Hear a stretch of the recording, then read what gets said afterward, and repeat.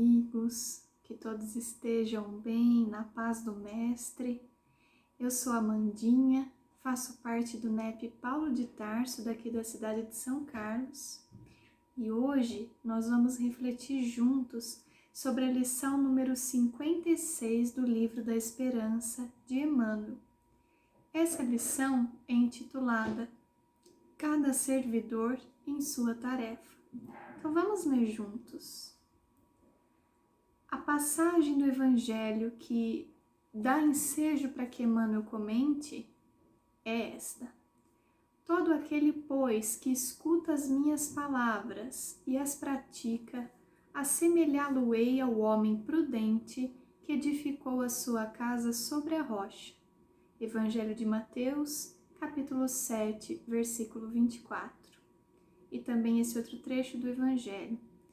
Todos os que reconhecem a missão de Jesus dizem, Senhor, Senhor, mas de que lhes serve se lhe chamarem mestre ou senhor se não lhe seguem os preceitos? Capítulo 18, item 9. Então vamos ler juntos. O comentário de Emmanuel diz assim. No campo da vida, cada inteligência se caracteriza pelas atribuições que lhe são próprias. Seja nos recintos da lei, nos laboratórios da ciência, no tanque de limpeza ou à cabeceira de um doente, toda pessoa tem o seu lugar de revelar-se. Não te afirmes desse modo inútil ou desprezível, e atendendo ao trabalho que o mundo te reservou, não te ausentes da ação, alegando que todos somos iguais e que por isso mesmo não adianta fatigar-se alguém por trazer a nota em que se particulariza a sinfonia do universo. Sim, todos somos iguais na condição de criaturas de Deus e todos nos identificaremos harmoniosamente uns com os outros no dia da suprema integração com a infinita bondade. Mas, entre a estaca de partida e o ponto de meta, cada um de nós permanece em determinado grau evolutivo, com aquisições específicas por fazer, conquanto estejamos sob o critério imparcial das leis eternas, que funcionam em regime de absoluta igualdade para nós todos. Em cada fase de realização do aprimoramento espiritual, como acontece em cada setor de construção do progresso físico, preceituam os fundamentos divinos, seja concedida a cada servidor a sua própria tarefa. Isso é fácil de verificar nos planos mais simples da natureza. Num trato de solo, as expressões climáticas são as mesmas para todas as plantas. Contudo, a sarça não oferece laranjas e nem mamoeiro deita cravos. Na moradia vulgar, o alicerce é uniforme na contextura, mas o teto não substitui a parede e nem a porta desempenha as funções do piso. Na produção da luz elétrica, a força é idêntica nos condutos diversos. No entanto, o transformador não serve de fio e nem a tomada efetua a obra da lâmpada. No corpo humano, embora o sangue circule por seiva única de todas as províncias que o constituem, olhos e ouvidos, pés e mãos desenvolvem obrigações diferentes. Certo, podes incentivar o serviço alheio, como é justo adubar-se a lavoura para que a lavoura produza com segurança. Todavia, a obrigação hoje é intransferível para cada um, não obstante a possibilidade dessa mesma obrigação alterar-se amanhã. Realiza, pois, tão bem quanto possível a tarefa que te cabe e nunca te digas em tarefa excessivamente apagada. ainda mesmo para os mais exímios dos astronautas, a viagem no firmamento principia de um passo no chão do mundo, e o mais soberbo Jequitibá da floresta começou na semente humilde. Bom, meus amigos, nós temos aqui nessas reflexões de Emmanuel um tesouro muito valioso, né? Muitas vezes o nosso orgulho, a nossa vaidade também, faz com que a gente tenha a nossa visão turvada para os nossos potenciais, para as nossas capacidades de realização no bem. Nós, equivocados muitas vezes, observamos a tarefa alheia com admiração, muitas vezes ansiando conseguir aquela fortaleza que a gente enxerga nos nossos irmãos, nos esquecendo de observar em nós aquilo que nos compete, aquilo que nos cabe. E deixando de fazer a seguinte reflexão: o que importa mesmo, que vai redundar, que vai resultar na avaliação sincera das conquistas espirituais que nós temos, nas tarefas que nos cabem, é nós observarmos nós em comparação não com os nossos irmãos, mas em comparação conosco mesmos, em comparação com aquilo que a gente poderia dispor hoje e o que nós pudemos dispor ontem em outras situações. Se nós olharmos para a nossa vivência atual, vamos observar que seguramente, em relação a nós do passado, já conseguimos avançar um pouquinho que seja em alguns aspectos. Em outros, certamente, nós temos muito para caminhar. Mas sempre é importante que a gente pense, que a gente tenha em vista, observar esses ganhos que nós temos em comparação conosco. Porque, como bem Emmanuel nos alerta nessa lição, a tarefa que Deus dá a cada um, a cada servidor, ela é moldada de acordo com as condições que cada um traz, com aquilo que cada um já é capaz de oferecer, para que esse trabalho maravilhoso que se faz da nossa encarnação aconteça com o nosso concurso. E que nenhum servidor se ache numa tarefa menor, que ele observe antes que essa foi a colocação que Deus lhe julgou digno e capaz de desenvolver. Olha que interessante que é quando a gente readequa a nossa visão. Isso não acontece quando nós nos comparamos com outros. E também isso não quer dizer que nós não devamos nos inspirar em irmãos que estejam efetivamente tendo bons resultados e bons ganhos nas tarefas que lhes cabem, mas sim da gente observar com humildade, com plena consciência, o que é que hoje eu sou capaz de realizar. E essa resposta, ela pode ser facilmente encontrada quando nós observamos as situações em que nós nos colocamos, em que a vida nos dá ensejo para trabalharmos.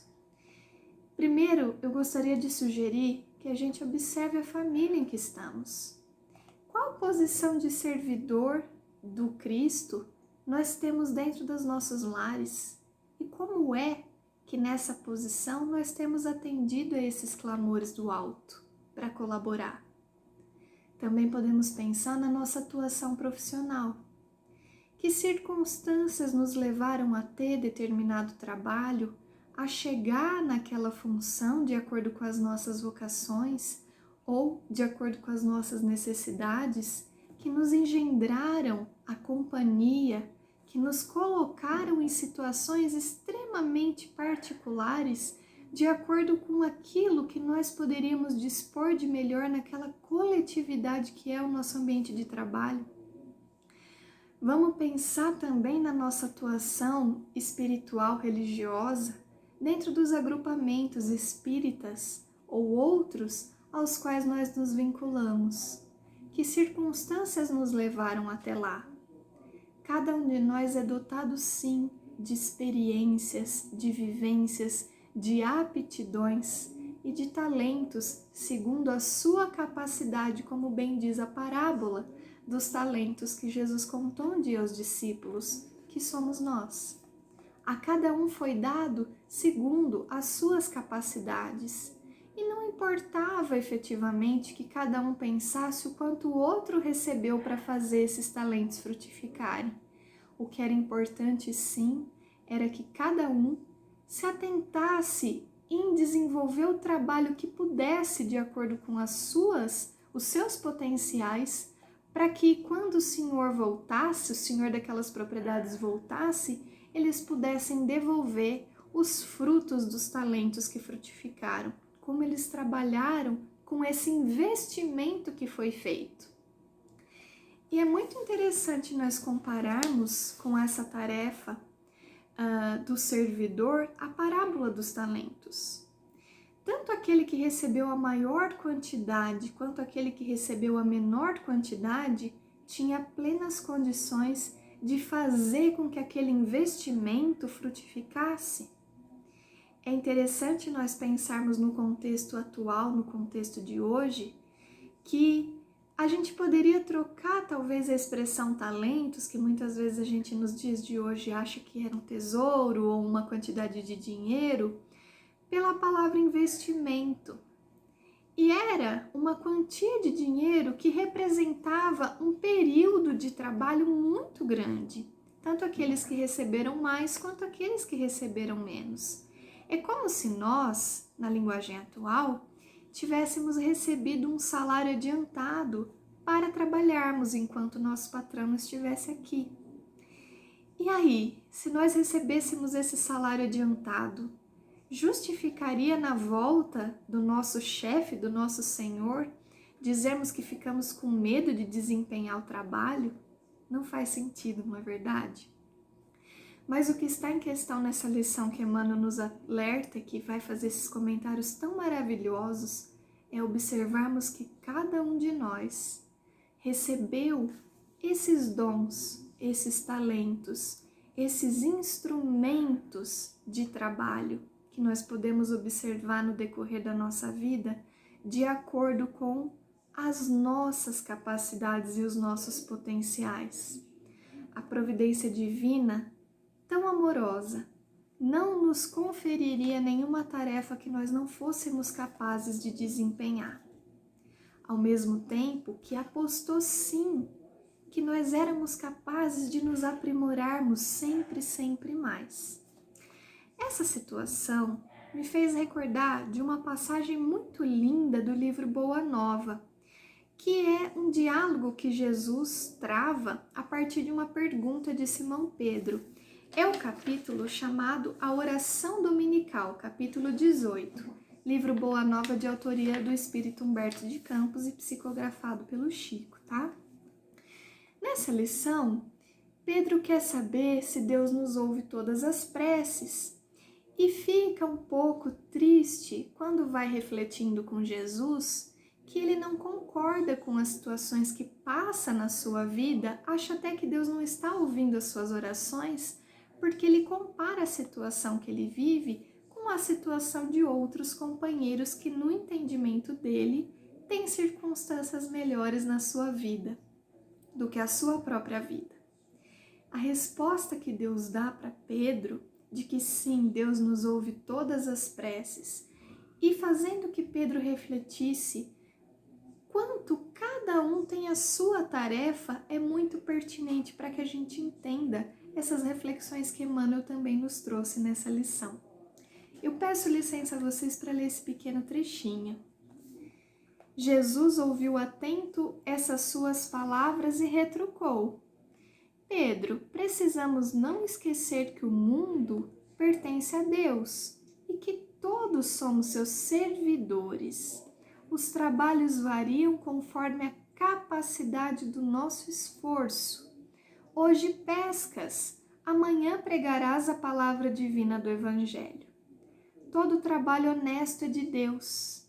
Quem escreve com a sabedoria dos pergaminhos não é maior do que aquele que traça a leira laboriosa e fértil com a sabedoria da terra. O escriba sincero que cuida dos dispositivos da lei é irmão do lavrador bem intencionado que cuida do sustento da vida.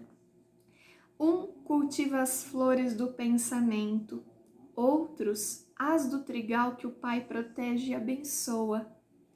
Achas que uma casa estaria completa sem as mãos abnegadas que lhe varrem os detritos?